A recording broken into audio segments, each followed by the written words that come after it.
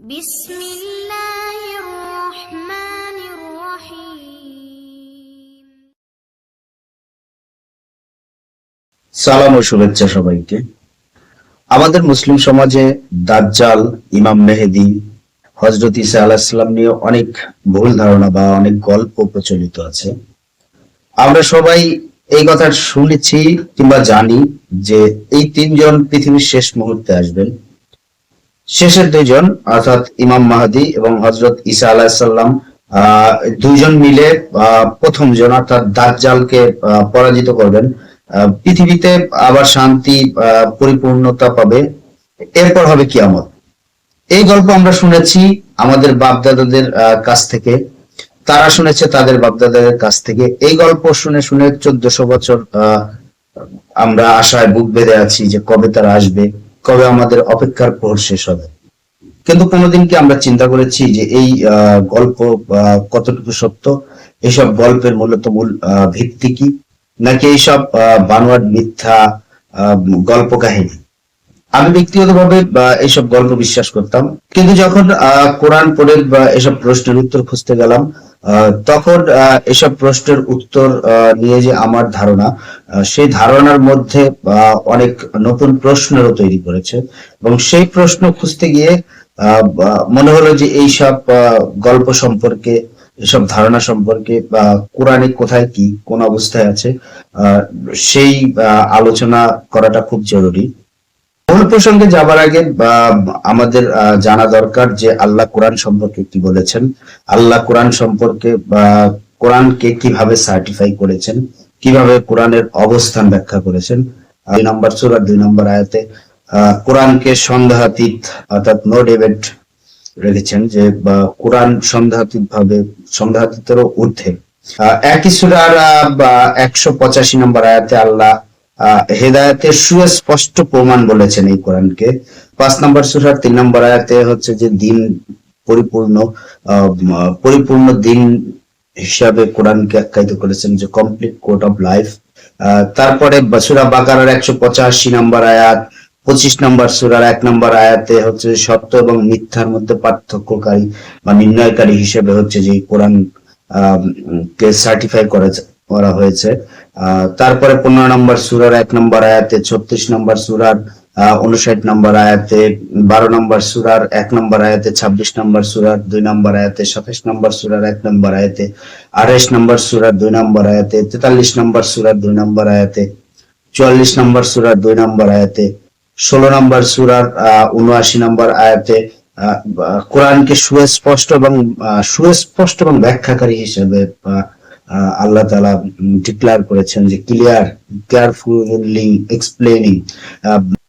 Totally কোরআনকে সুস্পষ্ট একটা ব্যাখ্যা হিসেবে আল্লাহ সার্টিফিকেট দিয়েছেন।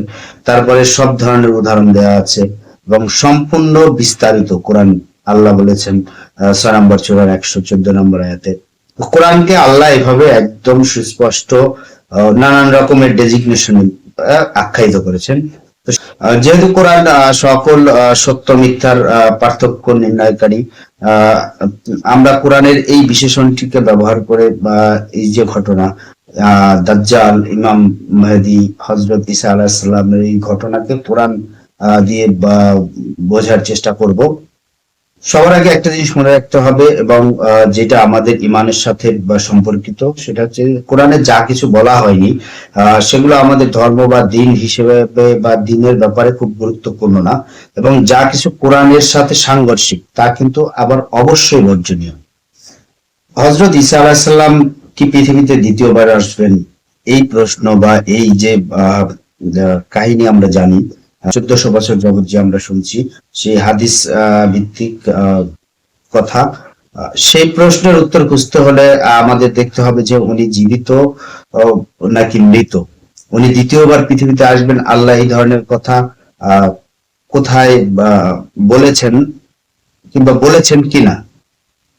সবার আগে আমাদের স্পষ্ট হতে হবে যে ঈসা আলাইহিস সালাম ক্রুশবিদ্ধ হননি এবং তাকে হত্যাও করা হয়নি। এই সম্পর্কে সূরা নিসার 157 নম্বর আয়াতে আল্লাহ সুস্পষ্ট ভাবে বলেছেন। আল্লাহ বলেন, এবং তাদের এ কথার কারণে যে আমরা আল্লাহর রাসূল মারিয়াম পুত্র ঈসা মসিহকে হত্যা করেছি, অথচ তারা তাকে হত্যা করেনি এবং তাকে শুলেও চড়ায়নি, বরং তাদেরকে ধাঁধায় ফেলা হয়েছিল। আর নিশ্চয়ই যারা তাতে মতবিরোধ করেছিল, অবশ্যই তারা তার ব্যাপারে সন্দেহের মধ্যে ছিল। ধারণার অনুসরণ ছাড়া এ ব্যাপারে তাদের কোনো জ্ঞান নেই। আর এটা নিশ্চিত যে তারা তাকে হত্যা করেনি, অর্থাৎ ঈসা মসিহ আলাইহিস সালামকে হত্যা করা হয়নি এবং তাকে শুলেও চড়ানো হয়নি। এই বিষয়টা স্পষ্ট। কোরআনের স্টেটমেন্ট অনুযায়ী, ভাষ্য মতে ঈসা আলাইহিস সালাম ক্রুশবিদ্ধ হননি এবং তাকে হত্যাও করা হয়নি। আমাদের কোরআন থেকে দেখতে হবে যে ওনার স্বাভাবিক মৃত্যু হয়েছিল কিনা। হযরত ঈসা আলাইহিস সালামের স্বাভাবিক মৃত্যু বা মৃত্যু সম্পর্কে যে কোরআনে কথা বলা আছে, 21 নম্বর সূরার 34 নম্বর আয়াতে যদি আমরা দেখি, যে আল্লাহ বলেন, আপনার পূর্বেও কোন মানুষকে আমি অনন্ত জীবন দান করিনি, সুতরাং আপনার মৃত্যু হলে তারা কি চিরঞ্জীব হবে?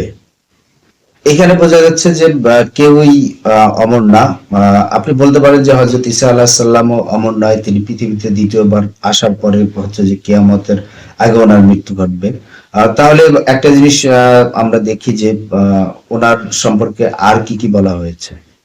কোরআনে আল্লাহ তাআলা সব রাসূলকেই মৃত বলেছেন। ঈসা আলাইহিস সালামের পূর্বে যে রাসূল ছিলেন তাদের সম্পর্কে আয়াত নাজিল হয়েছে 5 নম্বর সূরার 75 নম্বর আয়াতে স্পষ্টভাবে বলা আছে, মরিয়ম তনয় মাসিহ তো একজন রাসূল মাত্র, তার পূর্বে বহু রাসূল গত হয়েছে এবং তার মাথা সত্যনিষ্ঠ ছিল, তারা উভয় খাদ্যাহার গ্রহণ করত। আয়াতে ঈসা আলাইহিস সালামের পূর্বে সমস্ত রাসূল গত হয়েছে, সেটা স্পষ্ট আছে। তারপরে সূরা ইমরানের 3 নম্বর সূরার 144 নম্বর আয়াতে স্পষ্টভাবে বলা হয়েছে, মুহাম্মদ রাসূল ব্যতীত কিছু নয়, তার পূর্বে বহু রাসূল গত হয়েছে, সুতরাং সে যদি মারা যায় অথবা নিহত হয় তাহলে কি তোমরা পেছনে ফিরে যাবে, অর্থাৎ পশ্চাৎ পথ অপসারণ করবে, আগের পথ অনুসরণ করবে? অর্থাৎ রাসূল করিম সাল্লাল্লাহু আলাইহি সাল্লামের পূর্বে সমস্ত রাসূল গত হয়েছে, অর্থাৎ মারা গেছে। এখানে দুইটা আয়াত স্পষ্টভাবে দেখলেই বোঝা যাবে যে ঈসা আলাইহিস সালামের পূর্বে সমস্ত রাসূল গত হয়েছে, সেটা বলা আছে। তারপর হযরত মুহাম্মদ সাল্লাল্লাহু আলাইহি সাল্লাম সম্পর্কে বলা হয়েছে যে মুহাম্মদ সাল্লাল্লাহু আলাইহি সাল্লামের পূর্বে সকল রাসূল গত হয়েছে। সুতরাং এই ক্ষেত্রে ঈসা আলাইহিস সালামও গত হয়েছেন, এটাই স্বাভাবিক এবং এটাই সত্য। যারা কোরআনে বিশ্বাস করেন তাদের জন্য এই আয়াত দুটি যথেষ্ট। কিন্তু অনেক দিনের জমানো বিশ্বাস, মোল্লাদের শিক্ষা, হাদিসের লেখা, পূর্বপুরুষদের কথার উপর উঠে কোরআনের কথা মেনে নেওয়া অনেক কষ্টকর। কোরআন বিশ্বাস করি এই কথাটা মুখে বললেও আগের বিশ্বাস নিয়ে মানুষ আঁকড়ে পড়ে থাকে। সুতরাং যাদের বিশ্বাস করতে কষ্ট হচ্ছে তাদের জন্য দেখি আল্লাহ তাআলা যে কোরআনে আর কি কি বলেছেন। আল্লাহ তাআলা ঈসা আলাইহিস সালামের স্বাভাবিক মৃত্যুর কথা কোরআনে বলেছেন। এই বিষয়ে যাওয়ার আগে আমাদের কোরআনের অনুবাদ সম্পর্কে কিছু সত্য জানতে হবে। আমার মতো অনেকেই আছেন যারা আরবি ভাষা জানেন না, শুধু পড়তে জানেন। কোরআন বুঝে পড়তে চান, তারা কোরআনের অনুবাদ পড়েন, কিন্তু সমস্যা হলো যারা এই অনুবাদের কাজটি করেন তারা নিজেদের দল, মতাদর্শ কিংবা বিশ্বাসকে পুঁজি করে তাদের অনুবাদগুলো প্রকাশ করেন, প্রচার করেন। কোরআনের অনুবাদ করতে গিয়ে তারা নিজেদের দল, মতাদর্শ কিংবা বিশ্বাসের ঊর্ধ্বে উঠতে পারেন না। প্রায় সবাই কোরআনকে নিজের মতো করে হচ্ছে যে অনুবাদ করেন, নিজের দলীয় কিংবা উপদলীয়, শিয়া, সুন্নি, কাদিয়ানি এইসব দল এবং যে উপদল সেই বিশ্বাসকে প্রতিষ্ঠিত করতে চান। এর ফলে কোরআনের আসল যে মেসেজ সেটা মূলত বিকৃত হয়। এক আয়াতের সাথে আর এক আয়াত অর্থের যে অমিল বা অসামঞ্জস্য সেই জিনিসটা দেখা দেয়। এর উদাহরণ হিসাবে আমি একই সাথে কোরআনে ঈসা আলাইহিস সালামের স্বাভাবিক মৃত্যুর একটি আয়াতের অনুবাদের অসামঞ্জস্যটা টেনে দেখার উদাহরণ হিসাবে দিতে পারি। হযরত ঈসা আলাইহিস সালামের যে স্বাভাবিক মৃত্যুর ঘটনা সেটা 3 নম্বর সূরার অর্থাৎ সূরা আল ইমরানের 55 নম্বর আয়াত স্পষ্ট। আহ, একই আয়াতের ভিন্ন ভিন্ন লোকের ভিন্ন ভিন্ন তাফসীর অনুবাদ থাকে ভিন্ন স্বার্থের ক্ষেত্রে। সেটা যদি আমরা যেমন দুইটা ইংলিশ অনুবাদ, যেটা হচ্ছে যে মোহাম্মদ আসাদের একটা, তারপরে ইসুব আলীর একটা, আলাদা আলাদা অনুবাদ। এই আয়াতে যে শব্দটা ব্যবহার করা হয়েছে যে মুতাওয়াফি, এই আরবি বা শব্দের অর্থটা বুঝতে হবে। কোরআনের যত জায়গায় এই শব্দটা ব্যবহার করা হয়েছে, ঈসা আলাহিসাল্লামের ঘটনা ব্যতীত সমস্ত জায়গায় মৃত্যু বোঝানো হয়েছে। উদাহরণ হিসাবে যেমন 32 নম্বর সূরার 11 নম্বর আয়াতে, 4 নম্বর সূরার 97 নম্বর আয়াতে, 8 নম্বর সূরার 50 নম্বর আয়াতে, 22 নম্বর সূরার 5 নম্বর আয়াতে, 12 নম্বর সূরার 101 নম্বর আয়াতে, প্রত্যেকটা জায়গায় হচ্ছে যে এই মুতাফি তাফি শব্দটাকে মৃত্যু হিসাবেই সব জায়গায় উল্লেখ করা হয়েছে। কিন্তু মজার ব্যাপার হলো যে শুধুমাত্র ঈসা আলাইহিস সালামের ক্ষেত্রে অনেক অনুবাদক মৃত্যুর যে অনুবাদ সেই জিনিসটা করেননি। কিন্তু কেন করেননি?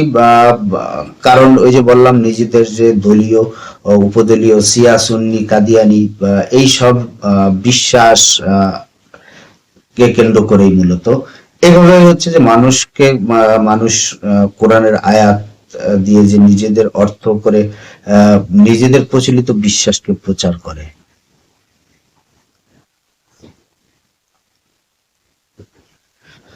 তো ঈসা আলাইহিস সালামের ক্ষেত্রে শুধুমাত্র এখানে মৃত্যু শব্দটা ব্যবহার করা হয়নি, এছাড়া সমস্ত যত জায়গার উদাহরণ হিসাবে বললাম আমি যে সূরাগুলোর কথা, সব জায়গায় মৃত্যুর কথা বলা হয়েছে। তো সাধারণত এখান থেকে বোঝা যায় যে ঈসা আলাইহিস সালামের স্বাভাবিক মৃত্যু হয়েছে। তো এখন থাকলো যে বাকি দুইটা জিনিস, যে ওনাকে সশরীরে তুলে নেওয়া হয়েছিল কিনা, আর উনি আবার ফেরত আসবেন কিনা। একই আয়াতের রাফা, এই রাফা শব্দটার অর্থ বুঝতে হবে।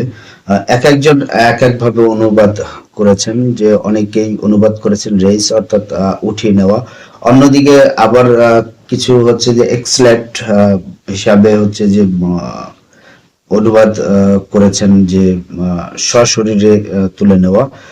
একই শব্দ যখন কোরআনের অন্য আরেক জায়গায় এসেছে তখন এর অর্থ তারা আবার ভিন্ন করেছেন।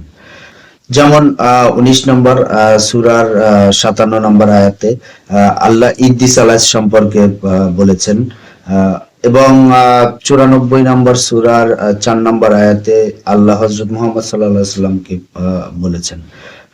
কিন্তু ডিকশনারিতে বা আরবি ভাষায় যে রাফা মানে হচ্ছে যে এক্সলেট ইন ওয়ানার, নট ফিজিক্যাল অ্যাসেশন, অর্থাৎ সশরীরে তুলে না নেওয়া। এখন যদি রাফা শব্দের অর্থ করা হয় যে সশরীরে তুলে নেওয়া, তাহলে হচ্ছে যে আল্লাহ কোরআন অনুসারে বা কোরআনে ইদ্রিস আলাইহিস সালাম বা হযরত মুহাম্মদ সাল্লাল্লাহু আলাইহি সাল্লামকে সশরীরে তুলে নিয়েছেন এবং তারাও ফিরে আসবেন, কিন্তু সেই গল্প তো আমরা আবার শুনছি না। ঈসা আলাইহিস সালাম দ্বিতীয়বার পৃথিবীতে আসার ব্যাপারে কোরআনে কিছু ওইভাবে বলা নেই। এ ব্যাপারে আমি নিজেও কোনো আয়াত খুঁজে পাইনি। তবে একটা বিষয় পরিষ্কার, যে কোনো মৃত মানুষ পৃথিবীতে দ্বিতীয়বার আসতে পারে না।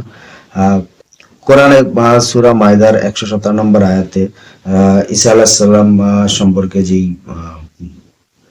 কথা বলেছেন যে আর যতদিন আমি তোমাদের মধ্যে ছিলাম ততদিন আমি ছিলাম তোমাদের ক্রিয়াকলাপের সাক্ষী, কিন্তু যখন তুমি আমাকে তুলে নিলে তখন তুমি তো ছিলে তাদের ক্রিয়াকলাপের পর্যবেক্ষক, আর তুমি সর্ববস্তুর উপর সাক্ষী। এই যে আমি আয়াতের অংশবিশেষই পাঠ করেছি, যে ঈসা আলাইহিস সালামকে আল্লাহ তাআলা তুলে নিয়েছেন। সেই তুলে নেওয়ার পরে তার যে উম্মত বা তার পরবর্তী যারা, তাদের উপর আল্লাহ তাআলাই পর্যবেক্ষক ছিলেন। এরপর আর ঈসা আলাইহিস সালামের কোনো পর্যবেক্ষণের সুযোগ ছিল না, সেটাই বলা আছে। অনেকেই সূরা যুখরুকের অর্থাৎ 43 নম্বর সূরার 61 নম্বর আয়াত দিয়ে প্রমাণ করার চেষ্টা করেন যে ঈসা আলাইহিস সালাম দ্বিতীয়বার আসবেন। আয়াতটা কি বলা আছে সেটা আমরা দেখি। নিশ্চয়ই সে হবে কিয়ামতের এক সুনির্দিষ্ট আলামত। সুতরাং তোমরা কিয়ামত সম্পর্কে সংশয় পোষণ করো না, তোমরা আমারই অনুসরণ করো, এটি সরল পথ। অনেক অনুবাদকই এই আয়াতকে ম্যানিপুলেট করেছেন, যে এইখানে যে মূল আরবি আয়াত দেয়া আছে সেখানে কারো নাম উল্লেখ নেই, কিন্তু অনেক অনুবাদকই এখানে হচ্ছে যে ব্রাকেটে ঈসা আলাইহিস সালামের নাম ঢুকিয়ে দিয়েছেন। আবার আমি অনেক অনুবাদককে দেখেছি যে তারা সরাসরি ঈসা আলাইহিস সালামের নাম ঢুকিয়ে দিয়েছেন, যে এই আয়াতের সাথে ঈসা আলাইহিস সালামের কোনো সম্পৃক্ততাই নেই। এই আয়াতের আগের আয়াত অর্থাৎ 60 নম্বর আয়াতে আল্লাহ ফেরেশতাদের কথা বলেছেন যে, কিন্তু এখানে ঈসা আলাইহিস সালামের কোনো কথা নাই। দ্বিতীয়ত হচ্ছে যে এখানে ইলম শব্দটার অর্থ করা হয়েছে হচ্ছে যে সাইন বা নিদর্শন হিসাবে, কিন্তু ইলম শব্দটা হচ্ছে যে জ্ঞান বা নলেজ।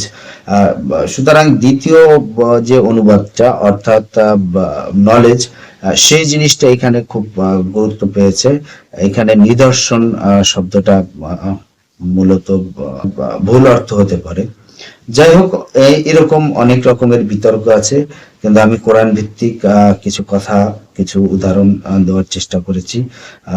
যাদের আরো সত্য জানার আগ্রহ আছে তারা আরো অনেক বেশি গবেষণা করতে পারেন, এবং এর বাইরে যদি আমার ভ্রান্তি থাকে তাহলে আপনারা কমেন্ট করে আমাকে জানাতে পারেন। আমার নিজের সংশোধন হওয়ার ক্ষেত্রে হয়তো আমি ভুলও হতে পারি। আল্লাহ তাআলা আমাদের সবাইকে হেফাজত করুক এবং সঠিক ইলম দান করুক, সমস্ত শয়তানের কুপ্রবঞ্চনা থেকে আমাদের রক্ষা করুক। সবাই ভালো থাকবেন, সুস্থ থাকবেন। আসসালামু আলাইকুম।